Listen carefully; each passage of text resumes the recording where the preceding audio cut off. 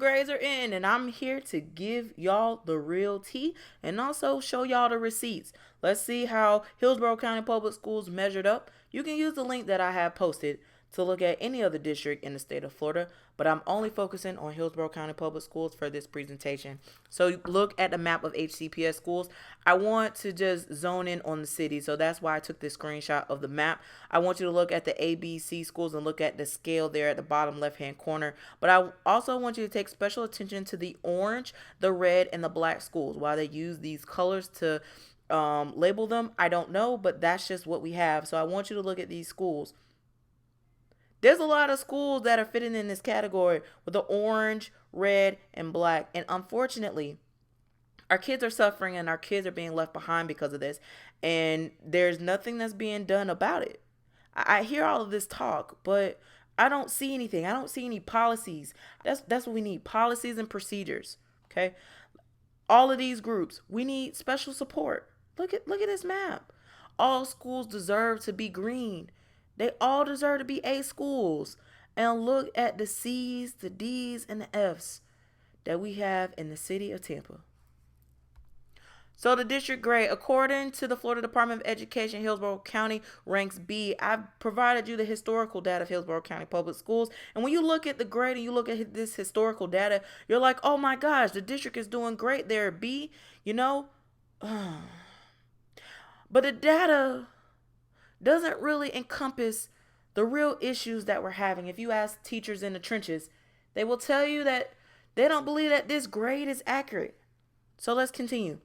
So we're going to look at the FSA and the EOC test results. So the FSA is a standardized test that is conducted in the state of Florida, and the EOC is the end of course exams when you take courses like algebra, geometry, biology, civics, etc. So I want to take a note at a couple of pieces of this data here, and I want you to pause it if you need to and just kind of look at these numbers, but just glance at these numbers. Most of them are in the low 50s. That is an F. That is failure. That means that we need to do better. Either we need to abolish this FSA or we need to look at these standards again, but to applaud this and say that we're doing a good job is not cutting it. We can't do it no more. Look at third grade. Third grade ELA, this is the test that students stress out about. The test that promotes them to go to fourth grade. 52% of all students that took this test passed it. 52% in Hillsborough County. In comparison to the 58% that passed it in the state of Florida. Also want to note that this talks about the percentage passed. This does not talk about the percentage of proficiency. So according to FSA, rankings, level 4 is considered proficient and level 5 is considered mastery. So when we have level 4s and level 5s, that's the real indicator of proficiency. If you look at that data, it is around 30% of students in Hillsborough County that is proficient in ELA. And that means that 70% of the district is not proficient in reading. And if that doesn't sound the alarms, then I don't know what else will. But 52% in Hillsborough County Public Schools passed it with a level 3 or above. And then in comparison, 58% in the state of Florida. Why are we celebrating the 58% in the state of Florida? I have no idea. And the decision makers and the policy makers in the state of Florida really need to look at this because this is unacceptable. I also want to note that there's a decrease between 5th grade and 6th grade. There's a lot of things that transition in a child's life between 5th grade and 6th grade. And those things are not being addressed. And so if you look at the data, let's just look at the math. So 5th grade math FSA was 54% in Hillsborough County and 60% in comparison in the state of Florida. 6th grade, 49% in 6th grade passed in Hillsborough County and 55% passed in the state of Florida. So if 49% passed and that's not proficient, I'm curious to know what the proficiency is for math for 6th grade.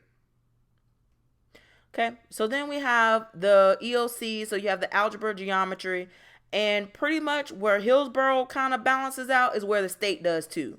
So algebra, they average a D, geometry, a F, biology, a D, civics, a D. The state of Florida, though, has a C. So there's a couple percentage points there's different. And U.S. history, a C. But science in 8th grade is an F. In 5th grade is an F. And math is an F. ELA is an F.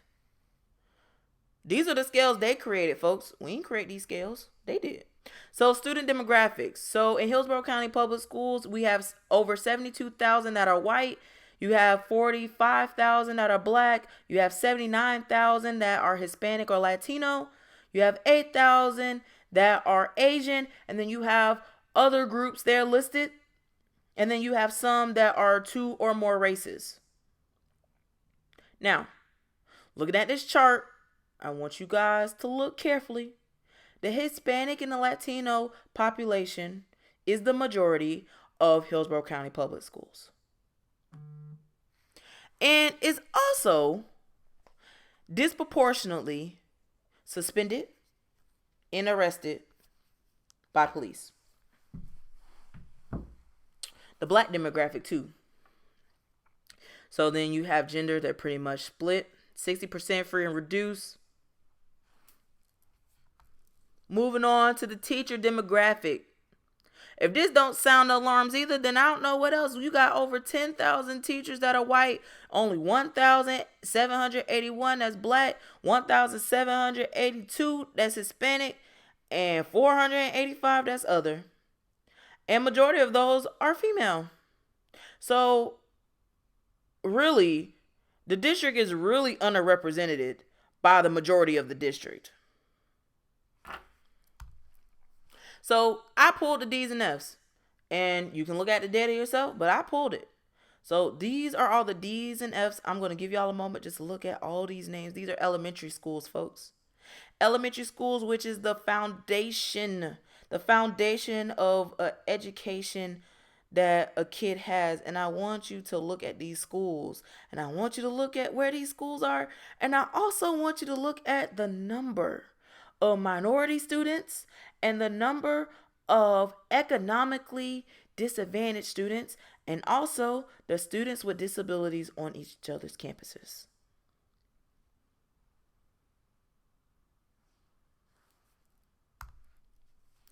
These are the D's and F's for middle school. Now the K through 8 schools are listed in the middle school category as well. So there's 3 schools in here that have been listed again previously. But I also want to make a keynote here. Do y'all notice that a lot of the schools that's on this list are also charter schools? The same charter schools that take money away from public schools. Charter schools are on this list for failing our kids. And leaders are still giving the money for continuing to fail our kids. All kids deserve an A school. So what's next?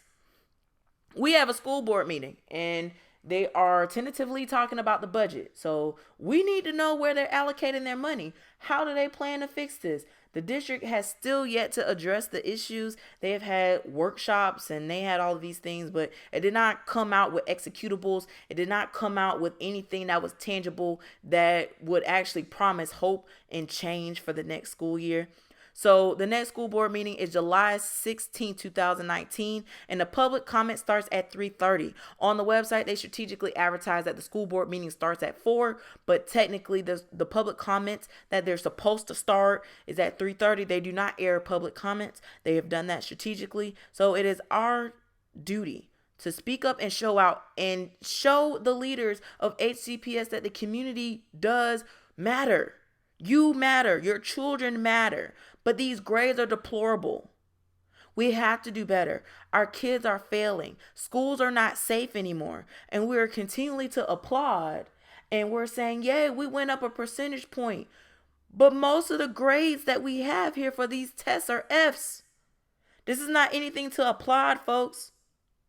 Our schools are not meeting the standard that Florida set, which either means we need to go back to the table and look at these standards,